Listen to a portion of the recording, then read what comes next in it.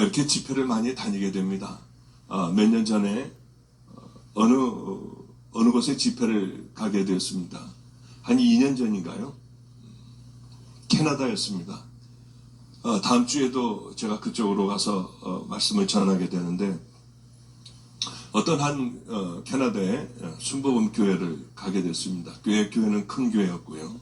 저는 어디를 가더라도 목사님이 먼저 이 교회 사정을 얘기하고 그 사정을 얘기하는 것을 참 싫어하고요. 뭘 얘기하려고 하면 우리 교회 문제점이 있는데 그러면은 제가 하여튼 기도하고 제 나름대로 해나가겠습니다. 이렇게 말씀을 드립니다. 왜냐하면 미리 그 교회의 사정을 알게 되면 자꾸 그쪽으로 초점이 맞추게 되니 성령님께서 함께하여 주시는 그 말씀을 어쩌면 빗나가게 할 수 있거든요. 어제도 참 특별한 날이었습니다. 어제도 사실은 이제 강도 만난 자의 이웃이 누구이겠느냐, 가서 너도 이와 같이 하라 하는 그 말씀을 가지고 제가 성경 본문을 읽고 그것을 하려고 하면서 잠깐 다른 곳으로 갔다가 영원히 그 본문으로는 돌아오지 못하고 본문하고는 상관없는 그런 말씀만 이렇게 하다가 내려갔습니다. 분명히 어제도 성령님께서 그렇게 이제 그쪽으로 제 입술을 열게 해주신 것을 분명히 합니다. 그래서 이제 그 교회를 갔더니 목사님이 먼저 식사를 하는 자리에서 목사님, 저는 평생의 소원이 하나가 있습니다. 저 사람 하나만 없으면 저는 목회가 아주 수월하게 풀릴 것 같은데 저 사람 때문에 기분 좋은 일이 있다가도 그 사람 생각하면 영 기분도 안 좋아지고요.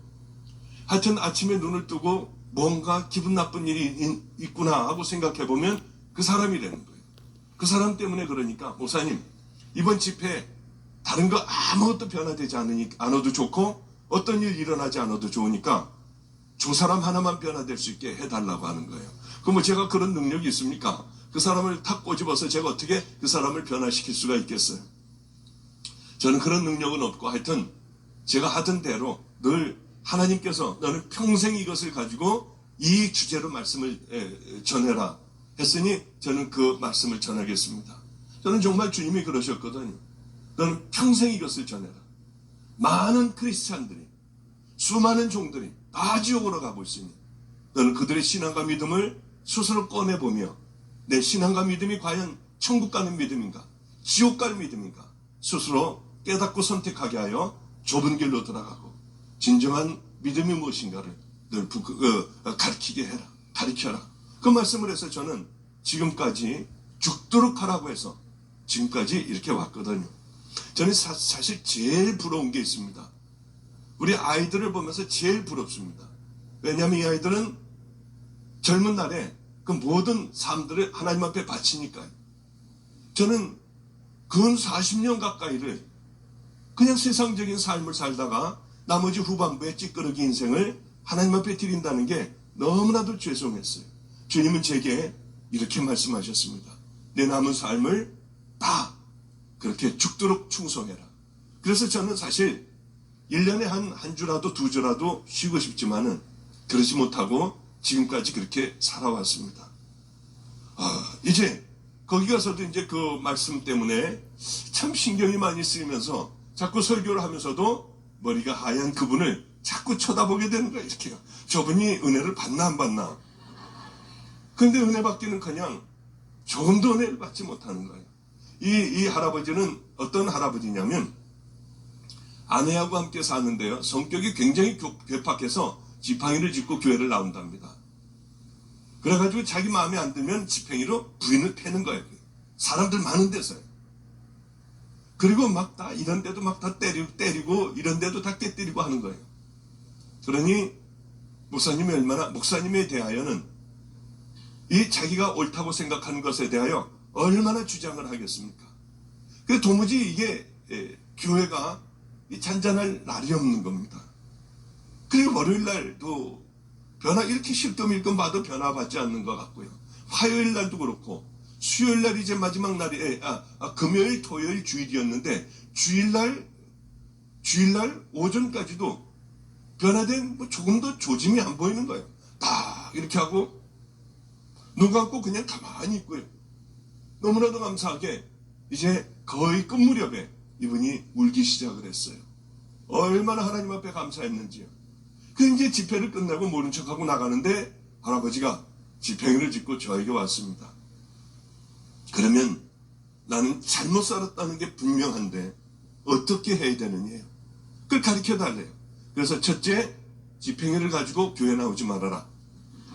두 번째는 교회 나와서는 한 말도 하지 말고 예배 드리고 그냥 밖으로 나가셔라. 세 번째는 캐나다에 무슨 그 경제인 무슨 협회 회장도 하고 한 돈 많은 분이었으니 당신이 가지고 있는 돈들 다 가난한 사람들에게 날마다 나가 당신 스스로 당신 손으로 나눠줘라. 하루도 빠짐없이 하나님 앞에 회개하는 마음으로 이제 당신과 같은 사람들이 생기지 않도록 나가서 매일 전도를 해라. 그런 몇 가지 부탁을 제가 했습니다.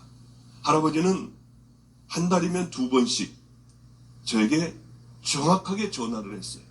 목사님, 이번 2주간도 한 번도 빼놓지 않고 그렇게 잘 지냈습니다.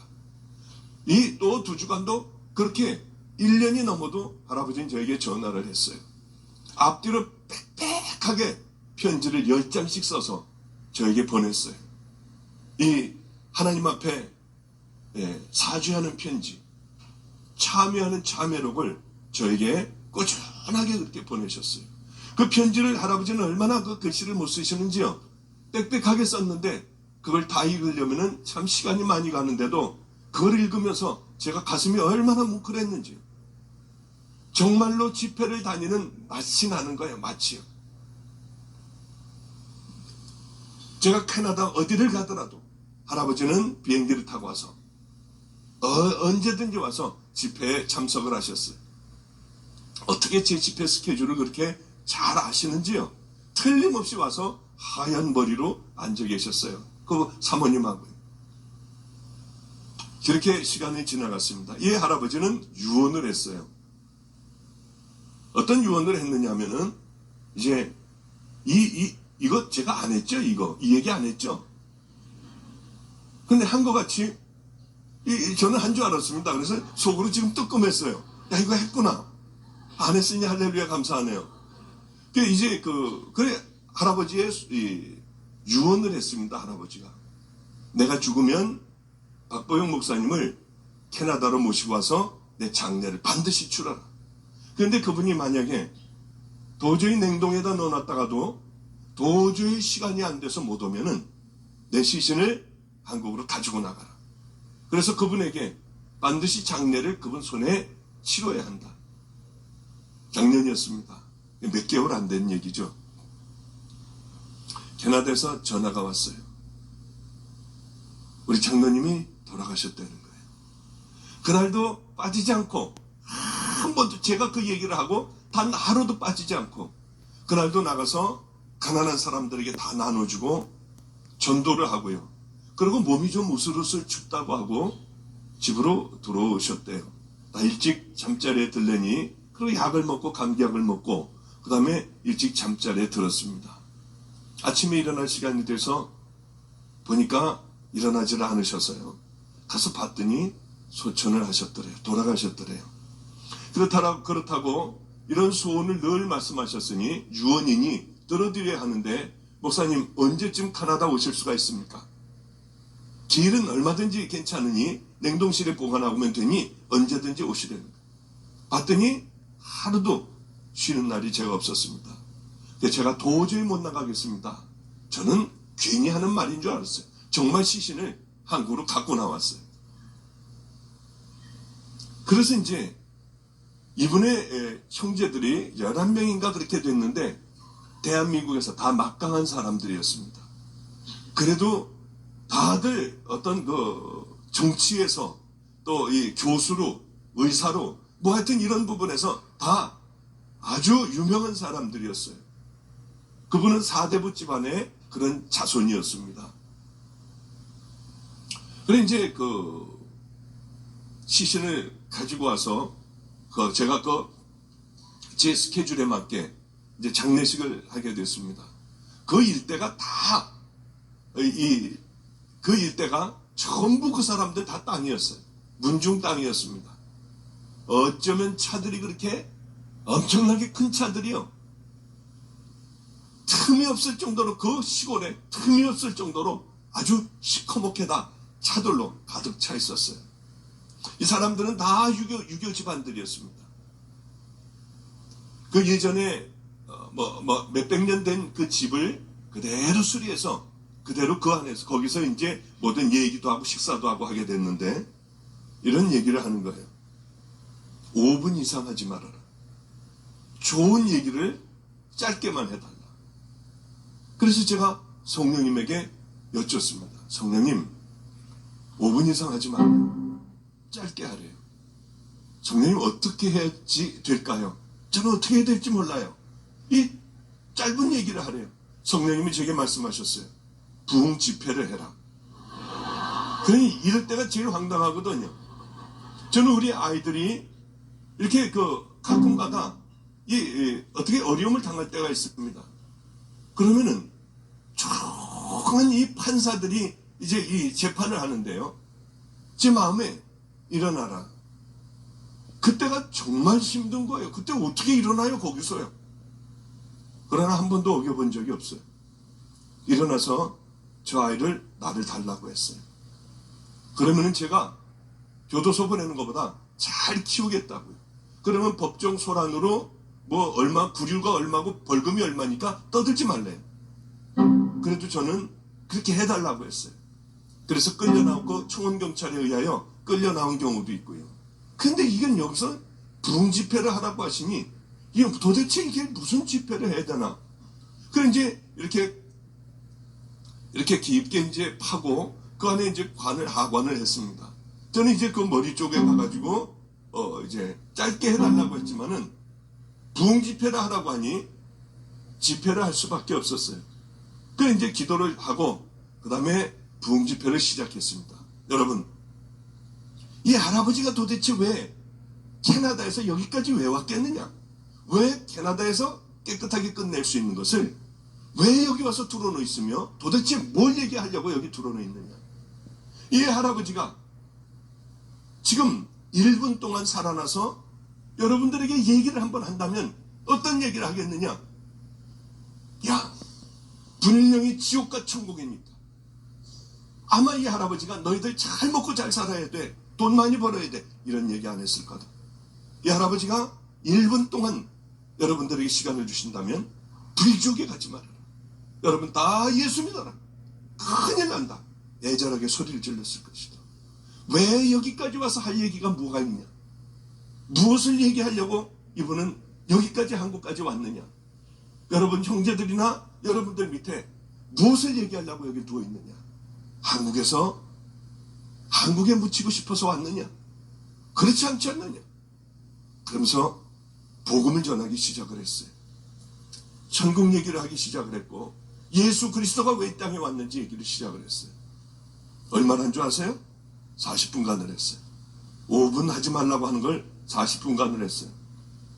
그리고는 집회 다 끝나자마자, 제 설교가 끝나자마자 이젠 도망가야 되잖아요. 미안하니까. 그래서 이걸 잡고 뛰었어요. 그냥 막 바쁜 걸음으로 차 쪽으로다가 왔더니 따로 나오더라고요. 식사를 하고 가래요. 식사하면서 무슨 봉변 당할지 몰라서 바쁘다고 하고 그냥 집으로 와버렸어요. 그게 다 끝난 줄 알았습니다. 월요일 날쯤 됐을 거예요. 그 부인 되시는 분이, 이번에도 캐나다 가서 제가 만나기로 했습니다만은, 그 부인 되시는 분이 이런 얘기를 하대요. 기적이 일어났대요. 거기 있는 분들이 예수를, 그 형제들이 다 믿기로 하고요. 7명인가 8명인가가 교회를 나갔대요. 얼마나 감사했는지. 저는 도망을 왔지만은 저 사람들이 이렇게 한다고 하고 이렇게 한다고 믿을까 하고 도망을 왔지만은 그 사람들은 교회를 다니기로 작정을 했다고 하더라고요. 기적이 일어났다고 거의 울음에 가까운 소리로 저에게 전화를 하던 그분이 생각나요. 여러분, 하나님의 말씀은 아무것도 아닌 것 같아요. 제가 만약에 저 사람들이 이 예수 믿지도 않는 사람들에게 예수 얘기를 했다가 괜히 반감만 사지 않겠어? 그리고 좋은 얘기를 했다면은요, 아마 어떤 일도 일어나지 않았을 거예요. 그분 형제들만 그 정도였지. 흔한 많은 사람들이 왔던 사람들도 분명히 결단하는 사람들이 있었으리라고 생각합니다. 여러분, 내 생각은 버려야 해요.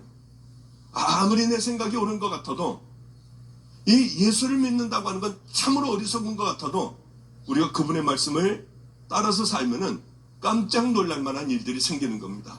여러분 꼭 주님의 말씀에 순종하는 여러분들이 되시길 바랍니다.